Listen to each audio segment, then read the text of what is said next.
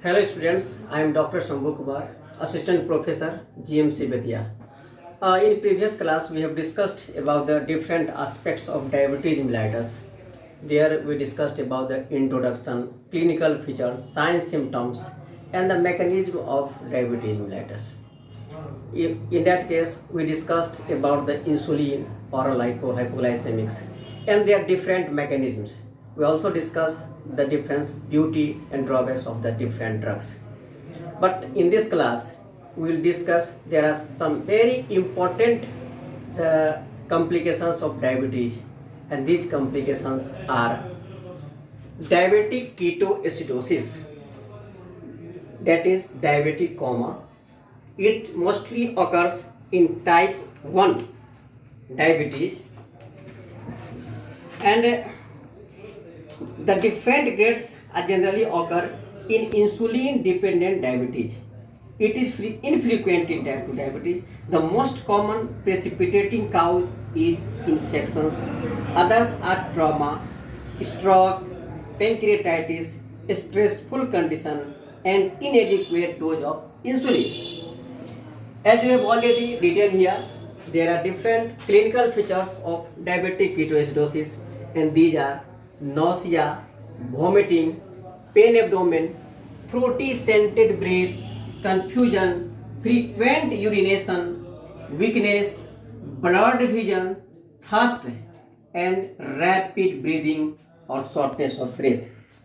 The development of cardinal features of diabetic ketoacidosis has their own complications. Patient may present with varying severity. Typically, they are dehydrated, hyperventilating, and have impaired consciousness. The principle of treatment remains the same irrespective of severity. Only the vigor with which therapy is instituted is varied. So, in this diagram, I have already shown the different mechanism of diabetes mellitus having diabetic ketoacidosis, and what are the different complications that arises due to lack of insulin in DKA. After that, we discuss about the treatment. The most important treatment is the insulin. Regular insulin is used to rapidly correct the metabolic abnormalities. A bolus dose of 0.1 to 0.2 unit per kg IV is followed by 0.1 unit per kg per hour infusion. The rate is doubled if no significant fall in blood glucose occurs in 2 hours. Fall in blood glucose level by 10% per hour can be considered adequate response. Usually within 4 to 6 hours, blood glucose reaches 300 mg per dl. Then the rate of infusion is reduced to 2 to 3 units per hour. This is maintained till the patient becomes fully conscious and the routine therapy with subcutaneous insulin is instituted.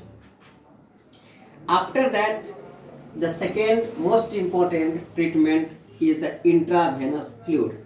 It is vital to correct dehydration. Normal saline is infused IV, initially at the rate of 1 liter per hour, reducing progressively to 0.5 liter per 4 hours depending on the volume status. Once BP and heart rate have stabilized and adequate renal perfusion is assured, changing over to half normal saline.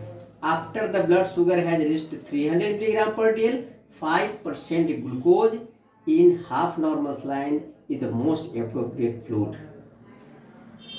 After that, the potassium chloride. It up to 400 milli equivalent of potassium may be lost in urine during ketoacidosis. Serum potassium is usually normal due to exchange with intracellular stores.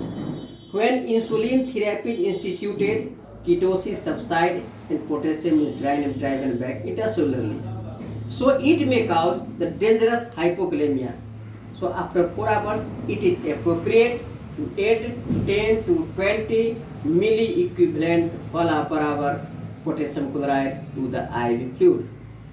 After that, the infusion must be guided by the serum potassium measurement and ECG. After that, sodium bicarbonate. It is not routinely needed because acidosis subsides as ketosis is controlled.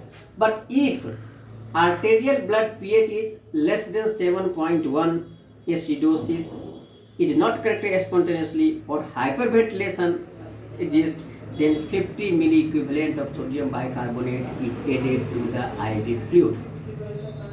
Bicarbonate infusion is continued slowly till blood pH rises above 7.2. After that, antibiotics, because infection has most prone and prominent role in causing diabetic ketoacidosis, so the antibiotic must be added for the supportive treatment. After that, phosphate. When serum phosphate is in the low normal range, then 5 to 10 millimole per hour of sodium or potassium phosphate infusion is advocated. However, routine use of potassium phosphate in all cases is still controversial. So here we all see the treatment of diabetic ketoacidosis. The most important thing is that how the diabetic ketoacidosis develops. That means how the ketone body appears in the blood and urine. Normally, the insulin inhibits lipolysis in adipose tissue and favors triglyceride synthesis. In diabetes, increased amount of fat is broken down due to unchecked action of lipolytic hormones like glucagon, adrenaline, and thyroxine. So there is increased free fatty acids and glycerol in blood. They are taken up by the liver to produce acyl coenzyme A.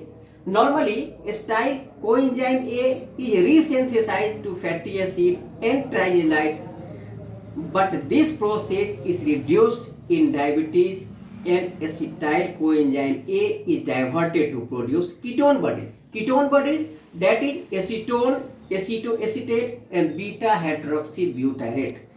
The ketone bodies are released in blood. They are partly used up by the muscle and heart as energy source, but when their capacity is exceeded, they cause ketonemia and ketonuria. So like this, diabetic ketoacidosis is the very important and very dangerous complications of type 1 diabetes mellitus, because in type 1 diabetes mellitus there is a complete lack of insulin, so there is most chance of developing DKA in type 1. After that, we discuss about the hyperosmolar non-ketotic hyperglycemia or hyperosmolar coma. As we know, the DKA is the most important complication of type 1. Similarly, the hyperosmolar coma or non-ketotic hyperglycemia, it is common in type 2 diabetes mellitus. This usually occurs in elderly type 2 patient. Its cause is not clearly known but appears to be precipitated by the same factors as the ketoacidosis, especially those resulting in dehydration. Uncontrolled glycosuria of diabetes mellitus produce diuresis resulting in dehydration and hemoconcentration over several days. Urine output is finally reduced and glucose accumulates in blood rapidly to more than 800 milligram per dl, so that plasma osmolarity is more than 350 milliosmol per liter, and it may cause coma and death can occur if not vigorously treated. The general principles of treatment are the same as for ketoacidotic coma, except that faster fluid replacement is to be instituted and alkali is usually not required.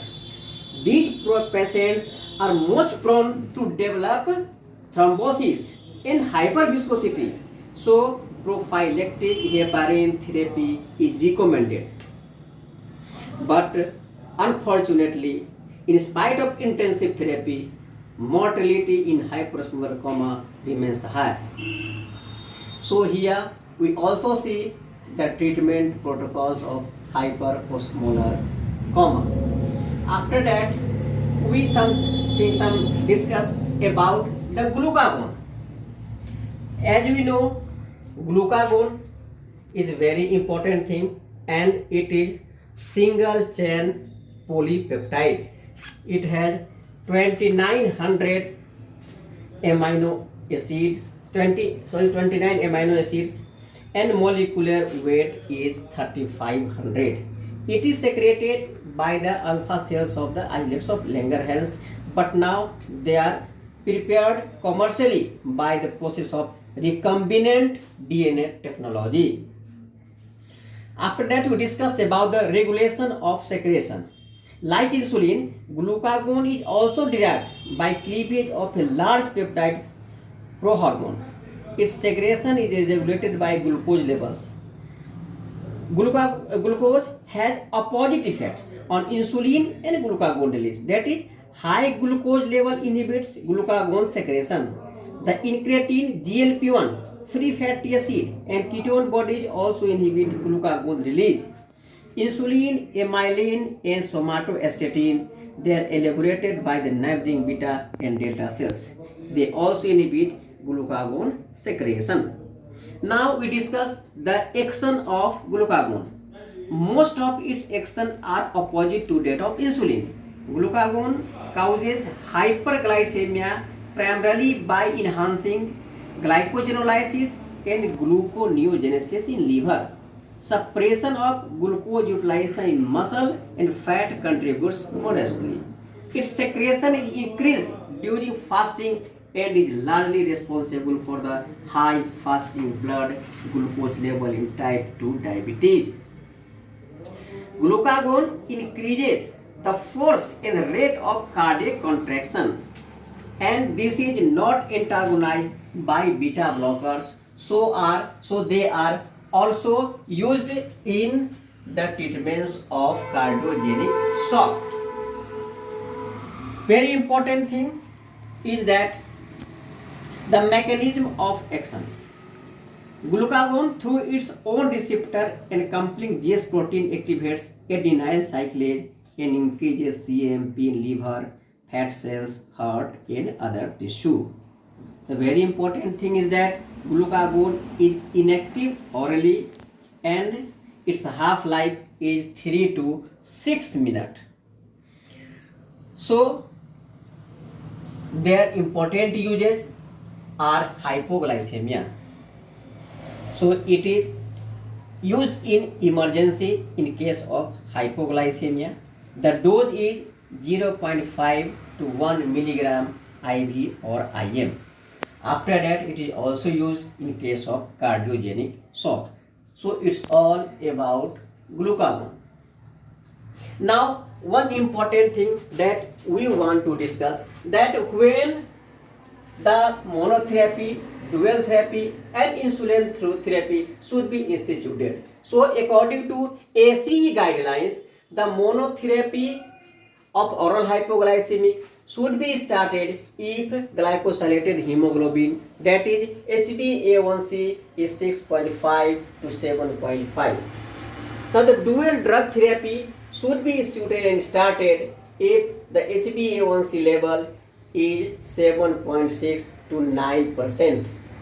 The insulin therapy or the triple drug therapy regimen should be started if the HbA1c level is more than 9%. So if the HbA1c, total glycosylated hemoglobin level is more than 9%, the insulin must be started to the patient. There are so many guidelines that provoke and that guide the patient is which drug should be started. But initially, we must remember it that the treatment should be started with the physical activities and diet control. After that, if needed, metformin should be started as the first monotherapy agent. So in this condition, we discussed there are so many treatment protocols, the beauty and adverse effect of different drugs, and now we are able to give so many answers about the diabetes. I think it's enough. And in next class, again we will start some other topics. So thank you.